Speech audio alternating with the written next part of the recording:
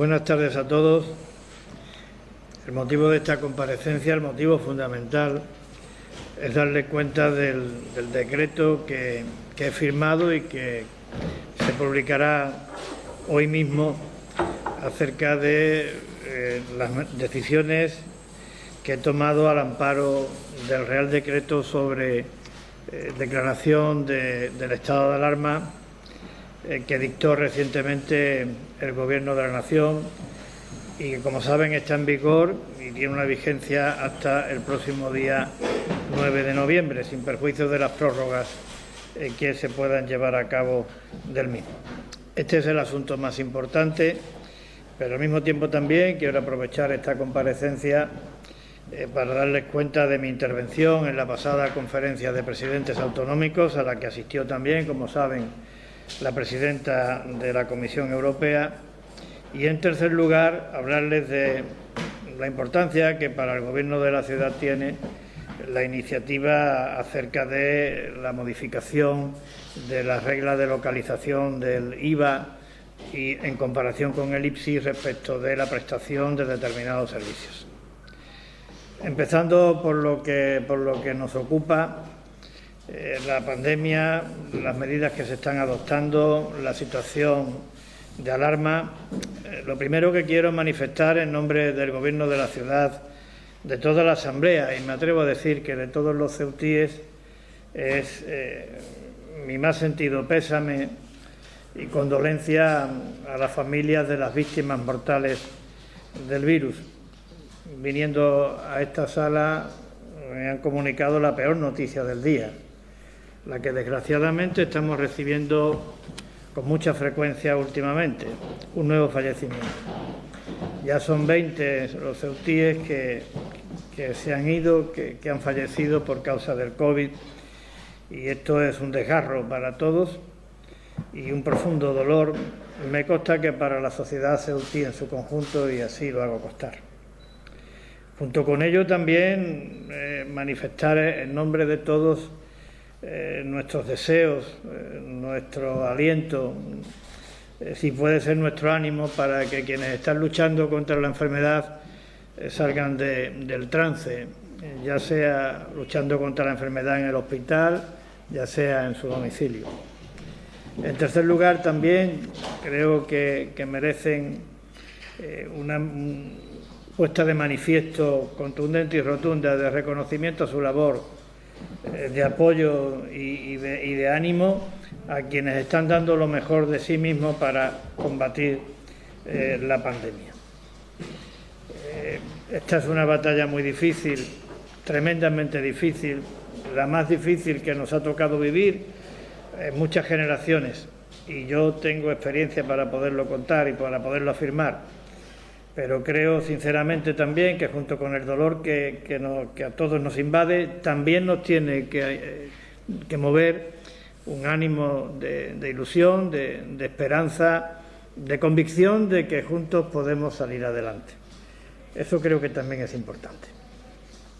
Y entrando en materia, pues como ustedes saben, el Real Decreto dictado recientemente por el Gobierno de la Nación, concretamente el 926/2020 de 25 de octubre, por el que se declaraba el estado de alarma, otorgaba a los presidentes autonómicos la capacidad para ejecutar algunas de las medidas que en este Real Decreto sobre declaración del estado de alarma se contemplan. Y esto se produce, en el caso de nuestra ciudad, en una situación epidemiológica y sanitaria muy difícil, extraordinariamente difícil, muy grave. No es ninguna exageración ni es alarma gratuita decir que estamos en el peor momento de la pandemia en nuestra ciudad desde que esta surgió. El peor momento. Los datos creo que son rotundos y categóricos para avalar esto que estoy afirmando. Yo les voy a facilitar algunos, aunque ya los tengan, pero creo que conviene reiterarlo. La tasa de contagios producidos durante los últimos 14 días por cada 100.000 habitantes estos datos que les doy son datos del Ministerio de Sanidad. El conjunto de España está en 436 contagios por cada 100.000 habitantes.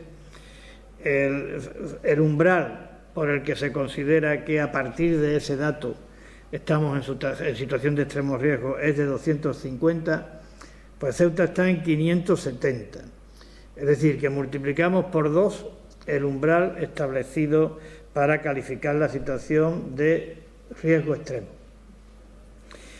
En las hospitalizaciones por cada 100.000 habitantes, el conjunto de España está en 36 por cada 100.000 habitantes, personas hospitalizadas por COVID. En Ceuta es de 40, por tanto por encima de la media nacional. En el número de PCR que se realizan, que también este es otro dato que no es indicador de cómo está la enfermedad, pero sí de la capacidad que tenemos para diagnosticarla, pues también conviene poner de relieve que tenemos menos capacidad que en el resto de España, porque así como en el conjunto de España se realizan 2.182 PCR por cada 100.000 habitantes, en Ceuta se realizan 762. En la tasa de positividad, es decir, número de enfermos que salen enfermos de las PCR que se realizan, en el conjunto de España es de 13. El umbral que está establecido para considerar que superado este umbral la situación es de extremo riesgo es de 15 y en Ceuta estamos en 37. Quiere decir que multiplicamos por 2,5 el umbral establecido como límite del riesgo extremo. Y en porcentaje de camas ocupadas y en porcentaje de camas de UCI ocupadas, pues los datos siguen siendo igual de negativos. En el de camas en su conjunto, en España hay un 14% de todas las camas existentes están ocupadas por enfermos COVID, en Ceuta 18% y el umbral para calificar la situación de extremo riesgo es de 15%. Es decir, estamos un 20% por encima del umbral. Pero todavía más preocupante, si hablamos de las UCIs, en el conjunto de España el porcentaje de camas UCIs ocupadas por enfermos del COVID es del 25%, en Ceuta es del 41% y el umbral para toda España establecido por el Consejo Interterritorial de Salud es de 25%. Quiere decir esto que estamos un 64% por encima del umbral. Por tanto, reitero, situación muy grave, la peor desde el inicio de la campaña y de extremo riesgo. En esta situación se produce el Real Decreto de declaración del estado de alarma para toda España y el otorgamiento de atribuciones a los presidentes autonómicos para que adopten decisiones al amparo de dicho Real Decreto. Entenderán ustedes y entenderán todos los ciudadanos de Ceuta que a la vista de los datos que acabo de dar no se puede actuar de otra manera que no sea desde una actitud responsable. ¿Y qué entiendo que tiene que ser una actitud responsable para quien tiene que tomar decisiones? En este caso yo. Pues creo que esa actitud responsable tiene que ir en un doble sentido. En primer lugar, en utilizar la herramienta legal que está a nuestro alcance para procurar, a través de esa herramienta legal, contener la propagación del virus, doblegar la curva de contagios y, sobre todo, y de manera muy especial, tratar de evitar que se produzca el colapso en nuestro hospital, que se produzca el drama del colapso en nuestro hospital. Y el segundo componente de responsabilidad que creo que debe de justificar, fundamentar y que debe de basar nuestras decisiones es ponernos en manos de las personas que saben y de las personas que entienden. No tomar decisiones en base a criterios políticos, de oportunidad, ni mucho menos electorales, ni tampoco para quedar bien o mal, sino tomar decisiones en función de lo que nos digan los expertos qué es lo que debemos de hacer. A tal efecto, había ya constituido un comité de expertos formadas por personas que a mí y al Gobierno nos merecen toda la confianza que exige una situación de esta categoría y, por tanto, les quiero decir que las medidas que he adoptado y que ahora les voy a dar cuenta son medidas que están recomendadas y sugeridas por este comité de expertos. Y esa recomendación y esas sugerencias las he respetado sin ningún tipo de interferencia y tampoco sin incorporar o eliminar nada de lo que me han recomendado. Para evitar confusiones, yo también quiero decirles a ustedes y transmitirles a la opinión pública de Ceuta, a los ceutíes que nos están oyendo, viendo o leyendo, que el Real Decreto me habilita para algunas cosas muy importantes, pero no para todo. Es conveniente que se sepa cuáles son las habilitaciones que me confiere el Real Decreto. Y en resumen, esta habilitación, estas facultades que me son conferidas, se refieren fundamentalmente a 4 aspectos que les voy a comentar. Uno es el relativo a lo que se ha denominado indebidamente desde el punto de vista jurídico toque de queda. Es decir, uno es el relativo al horario por el que se debe entender o debe de aplicarse a esa limitación a la circulación de las personas en lugares y espacios públicos en horario nocturno. Esa es una facultad que me confiere, la delimitación del horario dentro de unos márgenes. La segunda capacidad que me otorga el Real Decreto como presidente de la Ciudad Autónoma de Ceuta es la de decidir acerca de lo que se denomina la perimetración de Ceuta, es decir, las comunicaciones de Ceuta con el resto del territorio nacional o incluso la perimetración de determinadas zonas o barrios dentro de Ceuta. La tercera se refiere al número máximo de personas que pueden reunirse en esta situación de estado de alerta, que me da la facultad para reducir ese número.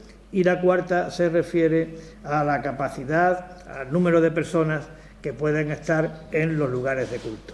Estas son las 4 cosas para las que estoy facultado por el Real Decreto.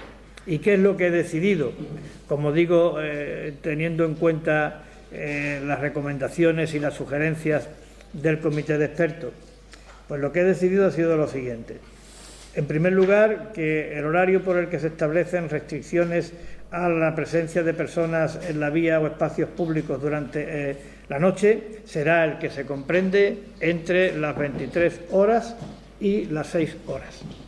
Ese es el horario que establece con carácter general para toda España el Real Decreto, ese es el horario que nosotros habíamos solicitado y ese es el horario que los expertos consideran el adecuado.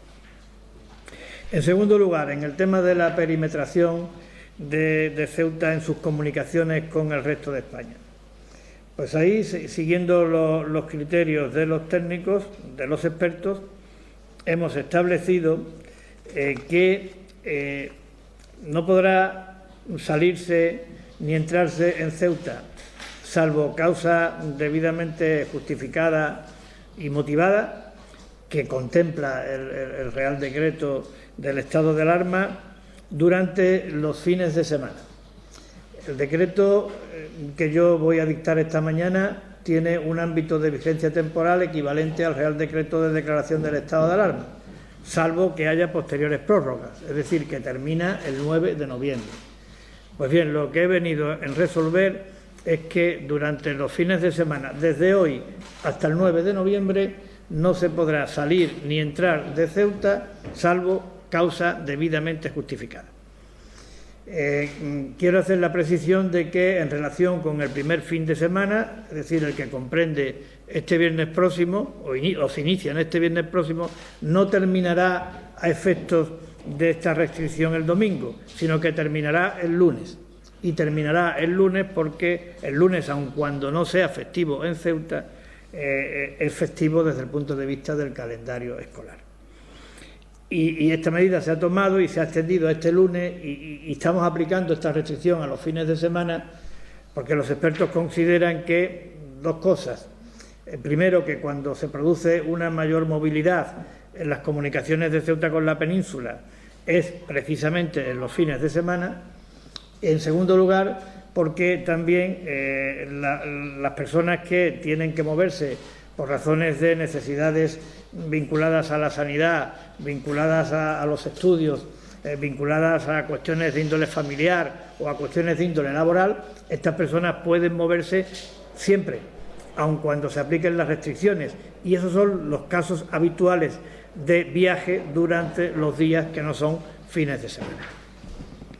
Por tanto, restricción para los fines de semana, tanto de que está comprendido entre el día 30 de este mes, que es el próximo viernes, y el día 2 del mes de noviembre, que es el próximo lunes, y antes de que termine la vigencia del decreto, desde el día 6 de noviembre, viernes, hasta el domingo 8 de noviembre.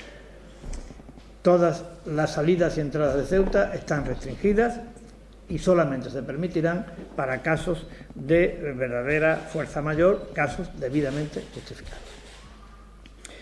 Esa es la primera decisión, la segunda.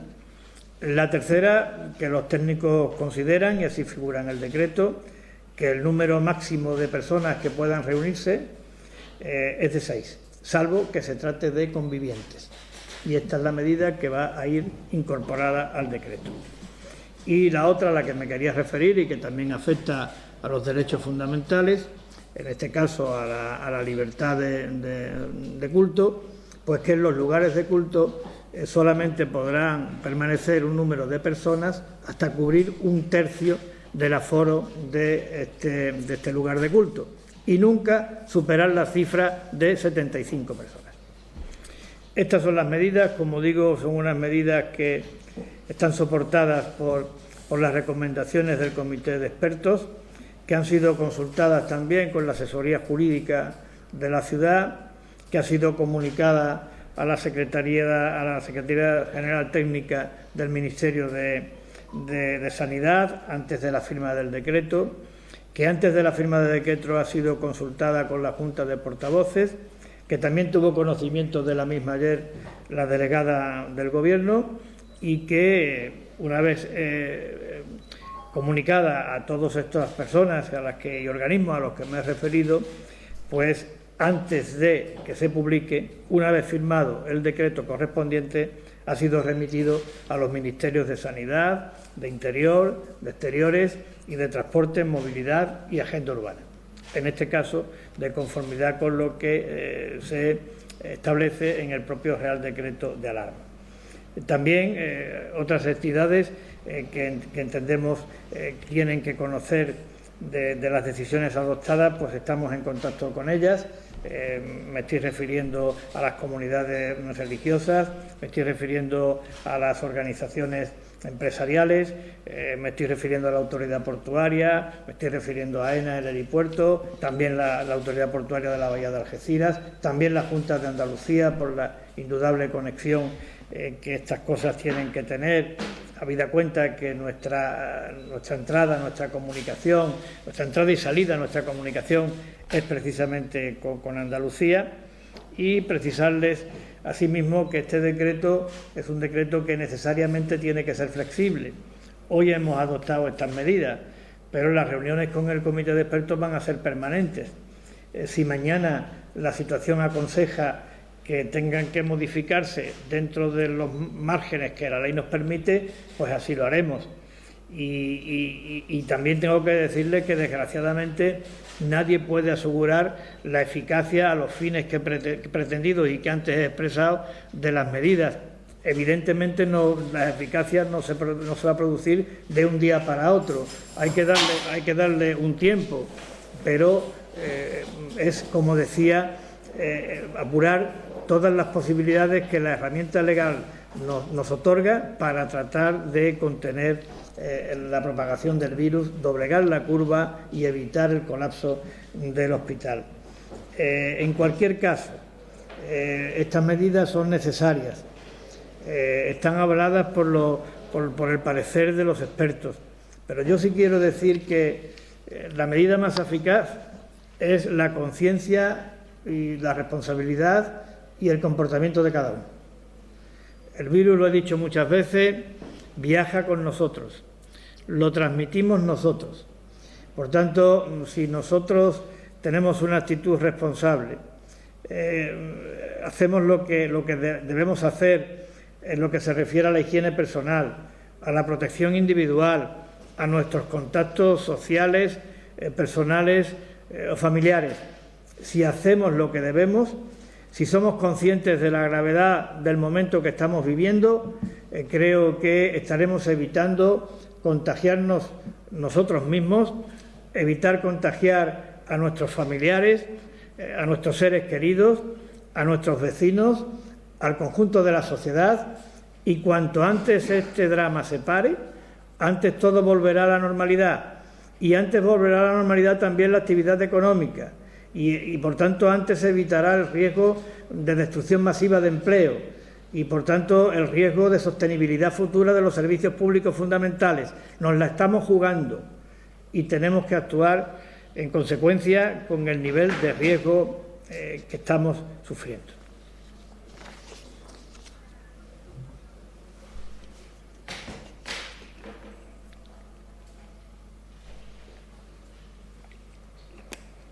En cuanto a la conferencia de presidentes, que es la segunda cuestión que quería hablarles, como saben, se celebró el pasado lunes y la califiqué en la misma conferencia, y hoy se lo repito a ustedes, como una conferencia relevante, conveniente y oportuna.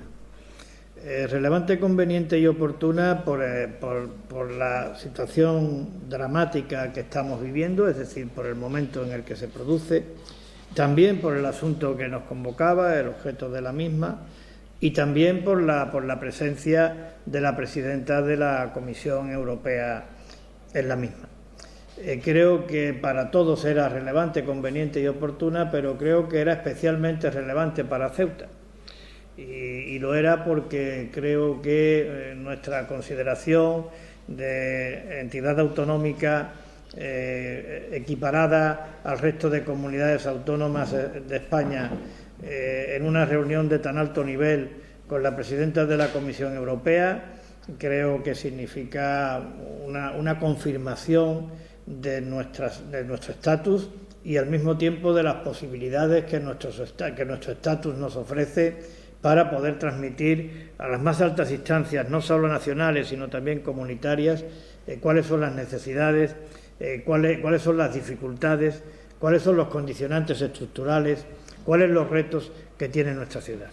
Y en base a eso enfoqué yo mi intervención, en que aquello era una oportunidad única para poner de manifiesto cuáles serán las necesidades de Ceuta, cuáles los condicionantes y cuáles los retos. Y creo que si hay algún reto en el que todos estamos de acuerdo, pues es que nos enfrentamos en Ceuta por causa del virus y por causa de otras circunstancias que precedieron a la crisis del virus, en una situación de verdadera encrucijada, en una situación de verdadero futuro para toda nuestra sociedad y para el futuro, como digo, de nuestra ciudad. Una encrucijada de futuro de verdadera supervivencia.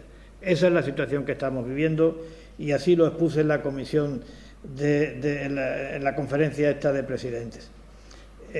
Un reto de tanta envergadura que solo creo lo podemos afrontar, como tantas veces he dicho, a través de Más España y Más Europa. Más España y Más Europa para garantizar unos niveles en la calidad de los servicios fundamentales equiparables a los del resto de España. Más España y Más Europa para resolver la gravísima crisis, la gravísima problemática de la inmigración irregular, tanto de adultos como de menores, una presión que desborda nuestras capacidades y que pone en riesgo el límite de lo asumible. Y Más España y Más Europa para sentar las bases de un modelo económico más sólido, más estable, más sostenible. Y al servicio de este objetivo, de un modelo económico más sólido, más estable y más sostenible, no cabe la menor duda que esta movilización histórica de recursos que va a hacer la Unión Europea a través del mecanismo de recuperación y resiliencia constituye una oportunidad que no podemos desaprovechar. Una oportunidad que no podemos desaprovechar por muchísimas razones, entre otras porque el objetivo, como decía, que nos mueve es esa estrategia, ese reto de supervivencia que tiene nuestra ciudad. Y aproveché esta cuestión para decir que Ceuta requiere de un plus de apoyo adicional por parte de las instancias nacionales y comunitarias. Un plus de instancia adicional por nuestra condición de extrapeninsularidad, por el reducido tamaño, por la alta densidad de población, por la carencia de recursos naturales y por algo muy importante, porque junto con Melilla somos la única frontera terrestre de Europa en África. Una frontera que tiene que parecer y funcionar como el resto de fronteras exteriores de la Unión Europea. Y dejé para el final, pero creo que también es importante porque es bueno que se sepa que Ceuta tiene problemas y yo los puse de manifiesto, pero también es bueno que se sepa en el resto de España y en Europa, y en este caso aprovechando la oportunidad de la presencia de la presidenta de la Comisión Europea, que Ceuta no es un problema, que Ceuta es todo lo contrario, que Ceuta presta importantísimos servicios a la Casa Común Europea, que Ceuta a lo largo de toda su historia ha sido un ejemplo de audacia, de coraje y de valor para superar las dificultades y para resistir, y que Ceuta es un ejemplo vivo, cotidiano, natural y espontáneo de convivencia entre personas de distintos credos, culturas y razas. En cuanto al tercer tema que les anunciaba, pues decirle que ha sido una muy buena noticia el conocer que en el proyecto de ley de presupuestos del Estado para 2029 se contempla la reivindicación que veníamos haciendo desde el Gobierno de la ciudad de Ceuta y también desde el Gobierno de la ciudad de Melilla acerca de confirmar el atractivo fiscal que desde la perspectiva de la promoción de los servicios tiene la posibilidad de dejar de una manera indubitativa de dejar claro que aquí se aplica el IPSI y no el IVA en relación con los servicios que en Ceuta reciban las empresas domiciliadas en Ceuta. Esto es un atractivo fiscal fundamental, esto constituye una palanca para consolidar y para incentivar y para promover el desarrollo del ámbito económico de los servicios, de todos los servicios, pero de una manera muy especial de los servicios digitales. La industria digital constituye una gran apuesta para el conjunto de Europa, para España en particular y para Ceuta de una manera muy significada, como todos ustedes conocen. Por tanto, esta industria va a encontrar en esta medida seguridad jurídica, garantía para que las empresas se sientan atraídas a venir a Ceuta. Una medida que además no es una medida que esté concebida para promover sedes en Ceuta ficticias o simplemente nominales. No. Pretende traducirse en una radicación efectiva en Ceuta con la capacidad y con la condición de generar empleo. El empleo es lo que está detrás de esta medida, porque solamente puede aplicarse el IPSI y no el IVA para los servicios que de las empresas localizadas en Ceuta reciban desde fuera de Ceuta, solamente puede aplicarse si la empresa en cuestión está efectivamente radicada en Ceuta, si la empresa en cuestión tiene al menos el 50% de su plantilla residiendo en Ceuta y al mismo tiempo al menos el 50% de todos los costes laborales efectuados en Ceuta.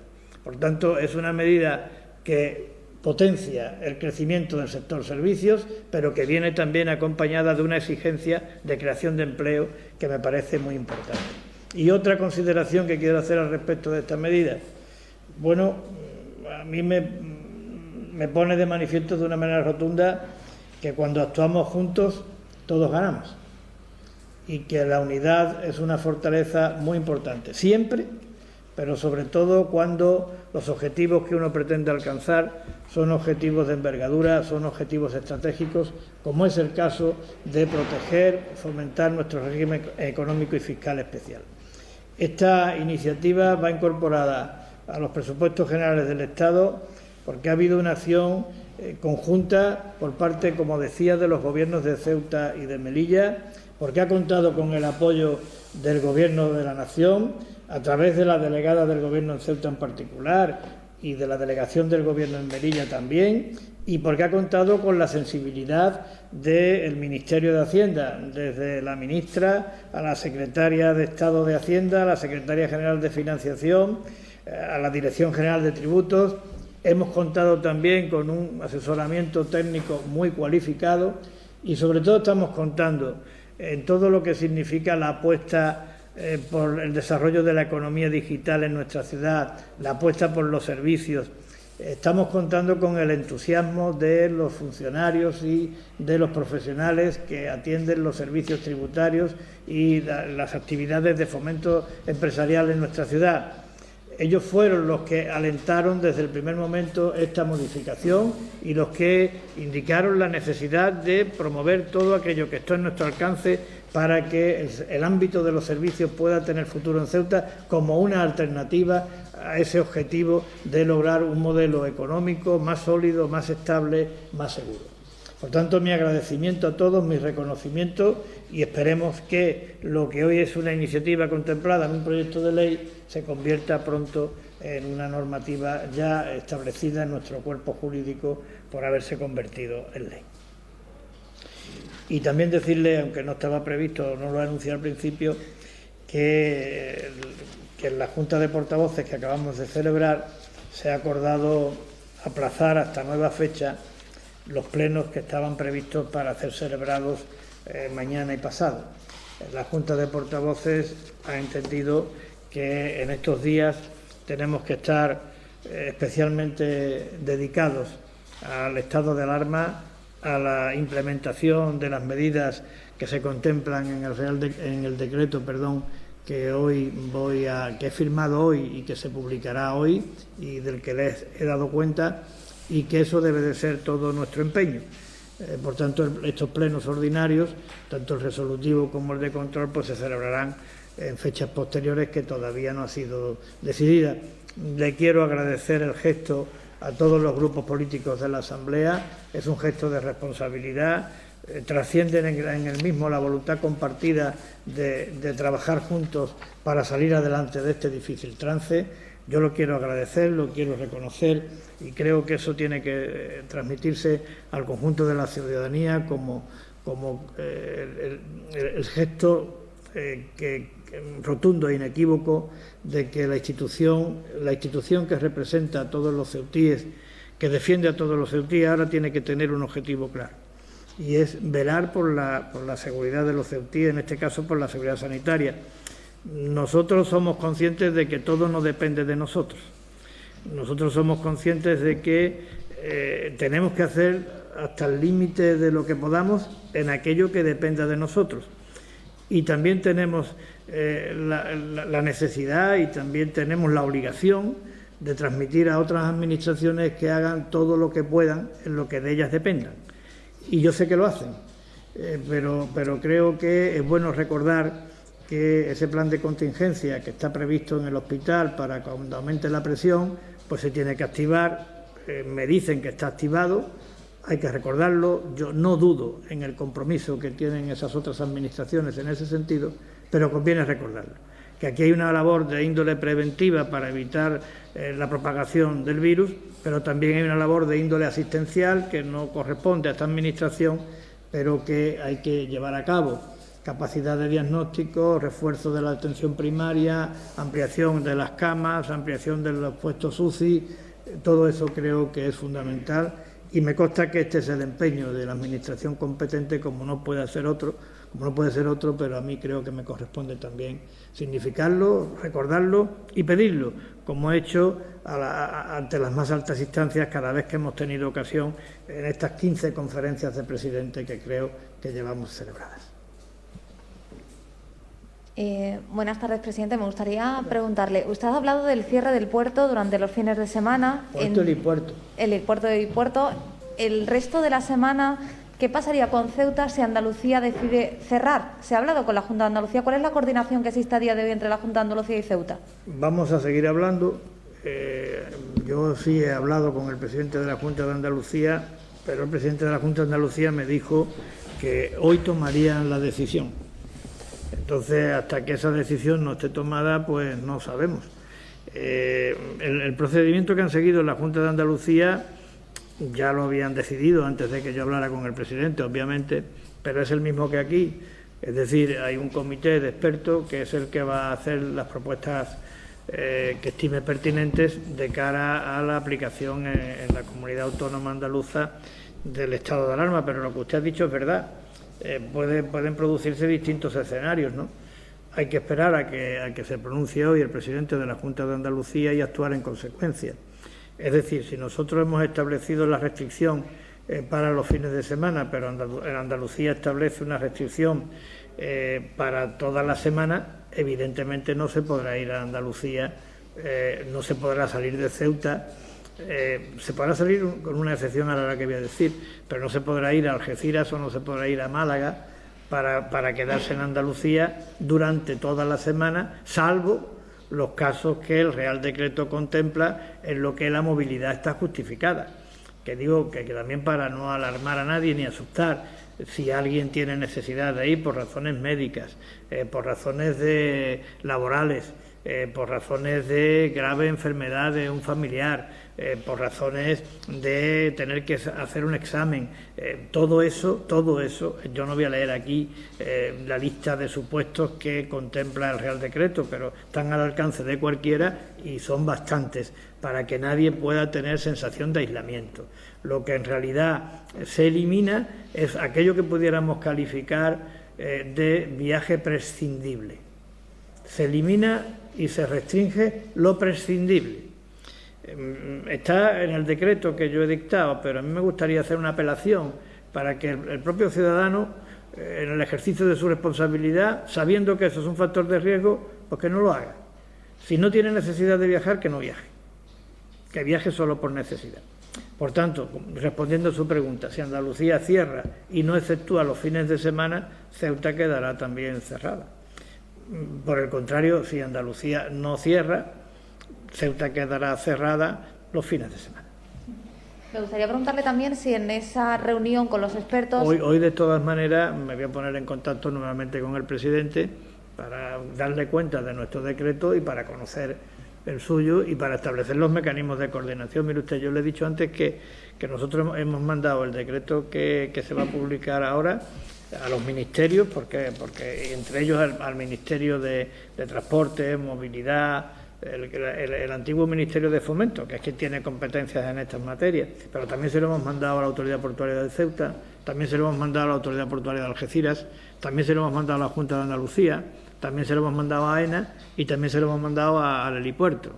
Ahora lo que nos queda organizar mañana entre las consejerías competentes, en relación también con la Autoridad Portuaria y con la Delegación de Gobierno, lo que nos queda organizar es el control y la implantación de estas medidas. En otro orden de cosas, me gustaría preguntarle también si en esa reunión con los expertos se ha hablado sobre qué cifra tendría que alcanzar Ceuta en lo que a contagiados, positivos, ya estamos rebasados, aislamiento, para decretar el confinamiento de toda la población en sus casas, es decir, volver a la situación anterior. Bueno, es que el Real Decreto, yo creo, esto ya me estoy metiendo un poco en un ámbito estrictamente jurídico. Le he dicho que estamos contando con el comité de expertos y también contando con el asesoramiento jurídico pertinente, muy cualificado, por cierto. Pero creo que el Real Decreto por el que se declara el estado de alarma no contempla el confinamiento total, como tuvimos en la primera fase de la pandemia. Evidentemente toca derechos fundamentales, pero yo me he referido a los que son, por una parte, la posibilidad de restringir, de hacer un confinamiento temporal durante el día, que es en la noche, y ahí lo que contempla el Real Decreto es que se puede hacer desde las 10 de la noche hasta las 7 de la mañana. Desde las 10 de la noche hasta las 7 de la mañana, los presidentes autonómicos tenemos la capacidad de decidir qué horario es el que ponemos. Nosotros hemos puesto, como he dicho, desde las 23 a las 6, que es el que viene en el decreto, pero habría posibilidad de entre las 10 y las 7 elegir horario. Dicen que esto ya no va a ser que incluso el establecimiento de este confinamiento nocturno va a ser también competencia de los presidentes autonómicos, pero esto en un futuro, todavía en el Real Decreto que tenemos, no existe. Por lo tanto, esa es la primera capacidad. La segunda capacidad, el establecer las restricciones a la salida y entradas de cada comunidad autónoma o de cada ciudad autónoma, que es lo que estamos haciendo. Nosotros lo estamos estableciendo para los fines de semana, pero eso es una capacidad. Sí podríamos decir, no, mire usted, para los fines de semana no, para todos los días. De momento hemos dicho para los fines de semana, y mañana los expertos nos dicen que para toda la semana, pues será para toda la semana. La otra capacidad, la posibilidad de establecer restricciones a la salida o entrada dentro de la ciudad autónoma. Y que una determinada zona de Ceuta, dijéramos, está restringida la salida o entrada de esa determinada zona, como ha habido partes o lugares en España que se ha hecho. A nivel autonómico se puede hacer por provincias, se puede hacer por municipios o se puede hacer por zonas y por barrios. Nosotros aquí por provincias no lo podemos hacer porque somos uniprovinciales, por municipio tampoco lo podemos hacer porque somos unimunicipales, ya lo hacemos con la medida general, o lo podríamos hacer por zonas y barrios, y los expertos han considerado que de momento no es necesario hacerlo por zonas y por barrios. La otra decisión que podemos tomar, la relativa al número de personas que pueden reunirse. El decreto establece 6, pero yo podría decidir que fueran 5, o 4, o 3, o 2. Los expertos consideran que 6 de momento es el número adecuado. Y la última, que es la capacidad de concurrencia a los lugares de culto. Los expertos me han dicho que 1/3, pero igual que eso, podríamos haber dicho que fuera el 50% o otra medida. La única reserva que establece el Real Decreto es que lo que no se puede prohibir es el ejercicio de la libertad religiosa individual de cada persona. Entonces, salvo esto, ahí estamos abiertos. El viernes nos volvemos a reunir con el comité de expertos y volveremos a evaluar la situación. Y como usted bien dice, aquí hay dos grandes ámbitos. La evolución de la pandemia en cuanto a número de contagios y, por otra parte, la situación del hospital. Las dos cosas son las que hay que tener en cuenta a la hora de la toma de decisiones. Presidente, quería formularle lo siguiente. A la vista de su exposición hay una cosa positiva y otra que veo negativa. Positivo, que el tratamiento que se le da a Ceuta es equiparable al resto de comunidades autónomas en estas competencias delegadas que se le otorgan a usted. Es un reconocimiento expreso del Gobierno de la Nación. Y en segundo lugar, a usted le llega esta situación no partiendo de cero, porque los datos que usted ha dado no pueden ser peores. A usted le trasladan un compromiso de gestión bastante difícil y supongo que la situación del hospital, que es una competencia que no es suya, pues le arroparán para que no se quede al 50% en la gestión de esta situación actual. Y como última cuestión quiero plantearle que diga, por favor, quién informa al comité de expertos, porque esto a nivel nacional ha parecido que era un comité fantasma, entonces que sepamos quién forma en Ceuta el comité de expertos que a usted le asesoran para que sea una gestión eficaz. Bueno, pues en relación con las tres preguntas que usted me hace, la primera de ellas, efectivamente, esto desde el punto de vista jurídico y desde el punto de vista del rango institucional de la ciudad de Ceuta, es un hito importantísimo. Lo que pasa es que, verá usted, es tanta la gravedad del momento sanitario que estamos viviendo que yo no he querido poner de relieve otras connotaciones que puedan derivarse del Real Decreto sobre declaración del estado de alarma, pero creo que refuerza indudablemente el carácter de Ceuta como entidad autonómica el que se nos dé el mismo trato que a las comunidades autónomas y el que se nos dé el mismo trato que a los presidentes de las distintas comunidades autónomas. Creo que es un servicio a esa consideración de entidad autonómica que no valoro desde el punto de vista personal, que lo valoro en positivo desde el punto de vista de lo que represento y que lo valoro en positivo, por tanto, desde el punto de vista de la consideración que se tiene respecto de todos los ceutíes. Nos pone en plano de igualdad a los ceutíes, no a mí, no a mí. Yo soy un servidor. Nos pone en plano de igualdad a los ceutíes con el resto de españoles, con el resto de comunidades autónomas de España. Y eso me parece muy positivo y digno de reconocer y, por tanto, de agradecer. En segundo lugar, bueno, es una obviedad, lo he dicho antes, que nosotros no tenemos competencias en materia de asistencia hospitalaria, pero lo que yo no quisiera transmitir en estos momentos es una colisión entre administraciones por saber quién es más o menos responsable de que hayamos llegado a esta situación o no hayamos llegado a esta situación. Yo creo que ahora todo mi empeño y todo mi esfuerzo va a ser en buscar la unidad de acción entre todos, para combatir al único enemigo que tenemos en estos momentos. Ahora mismo, mire usted, yo no tengo ningún enemigo, y si no los he tenido nunca, pero ahora incluso no tengo ni rivales. Es decir, ni rivales en el ámbito de los grupos políticos, ni rivales en el punto de vista institucional. Yo nada más que quiero tener cómplices y colaboradores para combatir al único enemigo que tenemos, que es el coronavirus. Ese sí es que es el enemigo. Y por tanto yo cualquier cuestión que pueda derivar en polémica quiero aparcarla voluntariamente.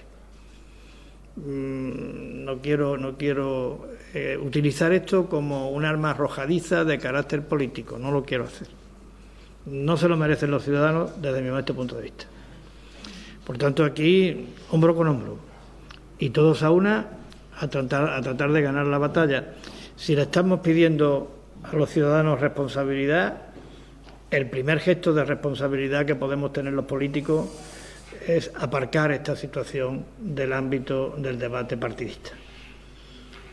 España ha vivido momentos como estos a lo largo de su historia, no de tanta gravedad, pero sí momentos de encrucijada histórica.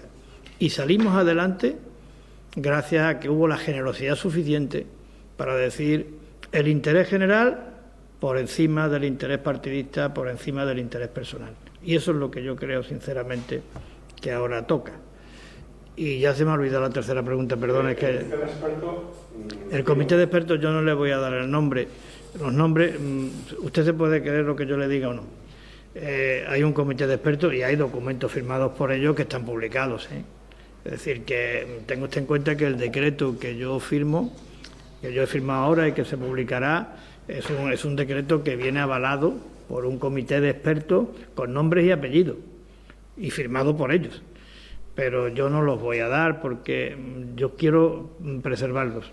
Es decir, aquí, si yo me equivoco, si las responsabilidades del acierto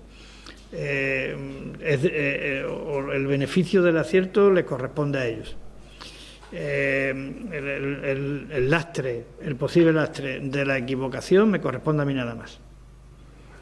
Yo quiero ejercer mis responsabilidades y no quiero protegerme en el nombre de ninguna persona que bastante tiene con lo que está haciendo, a la que le agradezco, a personas, porque es en plural, a la que les agradezco que hayan tenido el gesto de decir ahí estamos, en un momento, porque no todo el mundo se quiere apuntar a esto, Ahora, porque yo les pregunto directamente qué es lo que creen ustedes que debemos de hacer y quiero que me lo digan por escrito. No todo el mundo quiere esa responsabilidad. Entonces, lo menos que yo puedo intentar hacer es preservar su privacidad y reconocerles el gesto y agradecérselo. Y aprovecho que estoy aquí con todos los medios de comunicación para pedirles lo mismo, para que no vayamos aquí a buscar quién es y quién no es, porque bastante tienen con decir asumimos esta responsabilidad y estamos ahí contigo para echarte una mano. Vamos a actuar todos en la misma línea. Esto es una cuestión de que sea la sociedad, esto se le vence con la sociedad actuando al unísono o esto nos gana. Sí, yo quería preguntarle por la limitación a la entrada y salida de Ceuta. ¿Cómo se va a aplicar? ¿Hay que pedir una autorización? ¿Y quién va a verificar si esa causa es justificada o no en el puerto? ¿Lo dejamos en la responsabilidad individual? La responsabilidad individual es fundamental. Esto lo acabo de decir. Yo también lo he preguntado, he hecho esa pregunta. Tenga usted en cuenta que nos vamos a reunir ahora para establecer la implantación de la medida, que mañana tenemos una reunión con la delegación de gobierno, con los cuerpos de seguridad, pero en principio, y con la información de que yo dispongo hasta ahora y que es susceptible de modificación en base a estas reuniones que vamos a poner en marcha de manera inmediata a partir de ahora mismo, el que vaya a embarcar y no pueda acreditar que tiene una razón justificada para embarcar y para salir, no va a embarcar. No le van a permitir que embarque. ¿Y quién se lo va a decir? Nosotros no vamos a montar una oficina de autorizaciones, sino que cada cual, en función de los supuestos que están contemplados, que puede viajar, pues viajará. Es decir, tendrá que acreditarlo. Todo el mundo tendrá que ir provisto de la justificación del viaje. Y será el agente de la autoridad competente, quien entenderá si eso es suficiente o no es suficiente. Yo le voy a poner mi caso porque lo he vivido. Yo fui el 12 de octubre, como todos ustedes saben, y Madrid estaba confinada, estaba perimetrada, es decir, no se podía salir ni entrar de Madrid por un decreto del Gobierno de la Nación. Bueno, yo cuando salí de Madrid, después de haber asistido al acto del 12 de octubre, yo no llevaba ningún pasaporte, es decir, yo llevaba la invitación al acto del 12 de octubre y mi documento nacional de identidad. Y me paró la Policía Nacional en Atocha y me dijo: ¿usted dónde va? Y yo le dije: pues yo vengo del acto del 12 de octubre, mire usted, aquí está la invitación, este soy yo y este es mi DNI para que usted compruebe que soy yo. Y como siempre, con la diligencia que les caracteriza, pues me saludó y me dijo: sin novedad en el servicio, adelante. Y como a mí, a muchas personas que había allí. Es decir, los cuerpos de seguridad tienen conocimiento de cuáles son los motivos por los que uno está habilitado para viajar. Y así se hace. Es como cuando alguien está a las 2 de la mañana o 2 de la madrugada por la calle. No tiene una autorización para estar a las 2, pero si un agente de la autoridad lo para, sí tendrá una manera de justificarle por qué está a las 2 de la mañana en la calle. Pues esto es lo mismo. No, es que sería impensable en toda España poner oficinas para permitirle a la gente que pasen o no. Lo hemos visto en los medios de comunicación, hemos visto cuando porque esto no es nuevo, es decir, esto ya se está aplicando hoy en otros muchos sitios de España. Uno llega con el coche, se le acerca el policía y hay quien considera al policía que está habilitado porque justifica que cumple con la condición, y otras veces no. Así que esta es la manera que a mí me han dicho que lo vamos a aplicar, y yo estoy de acuerdo, por otra parte. Y por otro lado, han lamentado que Ceuta es, con mucha diferencia además, la región que menos pruebas PCR realiza. Desde Sanidad, desde Ingesa, aseguran que ellos hacen las que tienen que hacer según el protocolo. Se las aplican a quien tiene síntomas. ¿Por qué la ciudad no aplica sus competencias en salud pública y realiza un cribado o campañas? Nosotros esto lo tenemos que organizar de común acuerdo con Ingesa.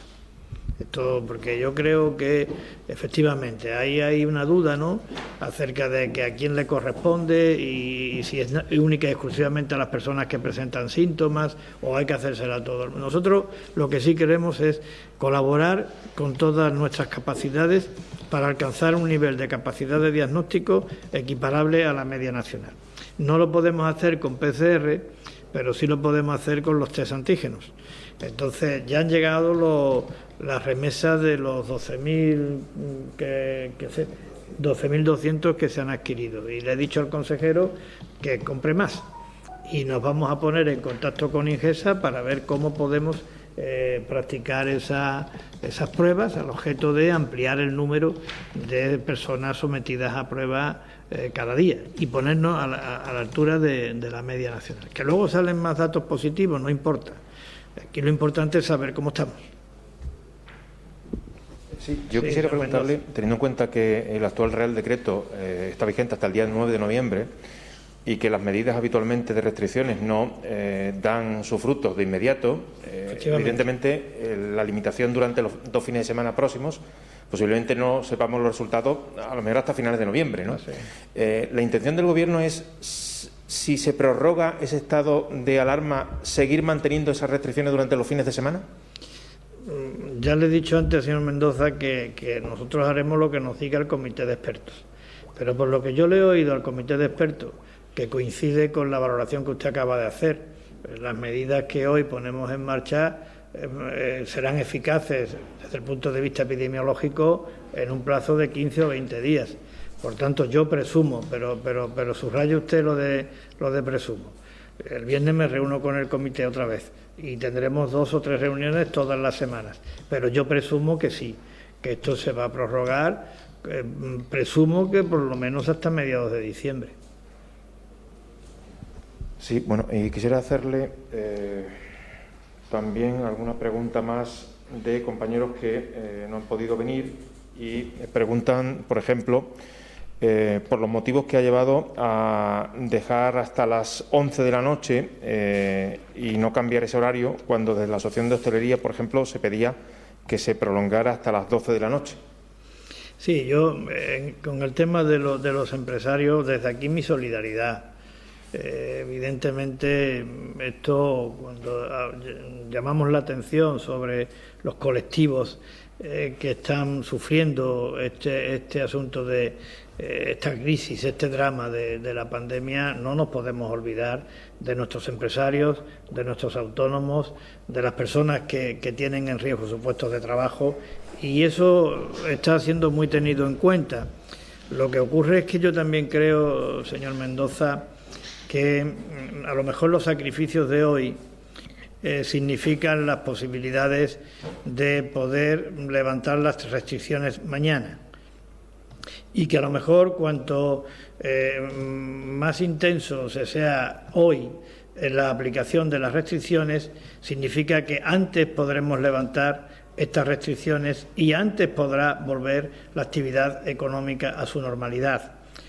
Sé que existe esa reivindicación hasta las 12 de la noche en vez de a las 11, pero aquí la prioridad ha sido evitar los motivos de contagio a través del contacto de la población, y por tanto lo que se supone es que limitando cuanto mayores sean el número de horas en donde está imposibilitado ese contacto, mejor para el objetivo final de contener la propagación del virus. En cualquier caso, mi solidaridad, mi apoyo, mi comprensión al gremio de hostelería y a todas las empresas de Ceuta, en particular a los pequeños y medianos empresarios, en particular a los autónomos y también, por supuesto, a todos los trabajadores que ven en un virus su continuidad laboral como consecuencia de lo que está ocurriendo. Nosotros vamos a hacer todo lo posible porque los mecanismos de moratorias fiscales, los mecanismos de ayudas directas, podamos prorrogarlos en el tiempo. Es verdad que es una gran incógnita la que tenemos en los presupuestos del año que viene. La modificación de los de este año sí contempla esa continuidad. Pero, insisto, yo creo que el objetivo de todos tiene que ser revertir, doblegar la curva de contagios, aliviar la presión sobre el hospital, porque cuanto antes eso ocurra, antes estaremos en condiciones de volver a la normalidad en la actividad económica. Sí, hay otra pregunta también de compañeros, dice, y la voy a leer textualmente: ¿hay alguna estadística que evidencie o muestre cuántas de las personas que han dado positivos han contagiado después de viajar y regresar de la península? No, yo por lo menos no tengo esa estadística. Pero tenga usted en cuenta, señor Mendoza, o a la persona que nos está preguntando, que nosotros hemos establecido estas medidas en función del ámbito que contempla el Real Decreto sobre el estado de alarma, que, vuelvo a insistir, se refiere al confinamiento nocturno, se refiere a la perimetración de las comunidades, sociedades con estatuto de autonomía, a posibles perimetraciones interiores, al número máximo de personas que pueden reunirse y a el tema de la asistencia a los lugares de culto. Yo no tengo la estadística, pero evidentemente, si resulta que en las comunidades autónomas donde hay un mayor número de contagios o que están en la situación de extremo riesgo en que Ceuta se encuentra, una de las medidas que se están tomando es perimetrar la comunidad autónoma restringir la entrada y salida de las mismas de los ciudadanos, y eso se está haciendo en toda España, indica que hay una relación directa entre la medida y los efectos que de la medida pueden esperarse para contener la propagación del virus. Sí, yo quisiera hacer una última cuestión. Este año las medallas de la autonomía fueron para las personas que habían fallecido por el COVID. Desgraciadamente han fallecido 15 personas más. ¿Se les va a entregar también la medalla de la autonomía? Bueno, eso no lo hemos planteado. Esto es una decisión que hay que tomar por parte del Pleno, por la Junta de Portavoces, pero creo que todas las personas que en Ceuta han fallecido por el COVID y los familiares de estas personas merecen el mayor de nuestros reconocimientos, y que si se trata de llevar a cabo otro acto, bien como con otorgamiento de la medalla o cualquier otro acto que ponga de relieve nuestra solidaridad, nuestro sentido de la fraternidad, nuestro apoyo, nuestro aliento, nuestro cariño, nuestro afecto, nuestro dolor, nuestro pesar a estas personas que han fallecido y a sus familiares, se llevará a cabo. No me cabe la menor duda. Presidente, me gustaría ya por último, si podría hacer una reflexión. Nos encontramos en una situación, usted decía, grave, de extrema gravedad, la situación, la peor que estamos viviendo desde el inicio de la pandemia, pero seguimos viendo los bares llenos de gente, las calles llenas de gente. ¿Qué es lo que está fallando? Bueno, yo lo he dicho desde el principio, al margen de las herramientas que podamos poner en marcha las administraciones públicas, que tenemos la obligación de poner en marcha, la medida más eficaz es la responsabilidad individual, es la más eficaz. El virus, como hemos dicho, se contagia porque nosotros lo transmitimos.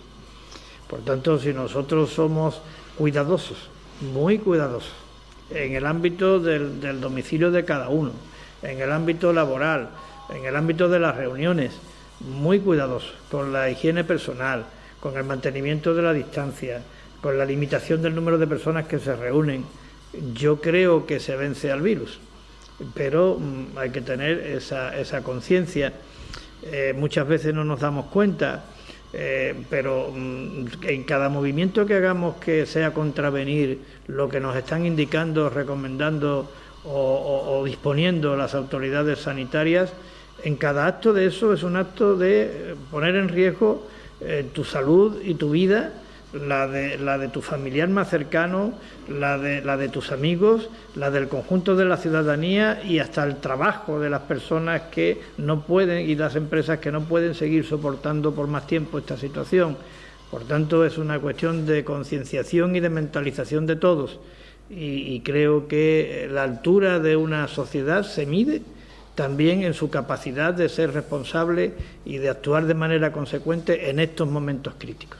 Ahora se está poniendo a prueba la categoría de nuestra sociedad, y creo que debemos de responder como lo que somos, una sociedad madura, una sociedad responsable.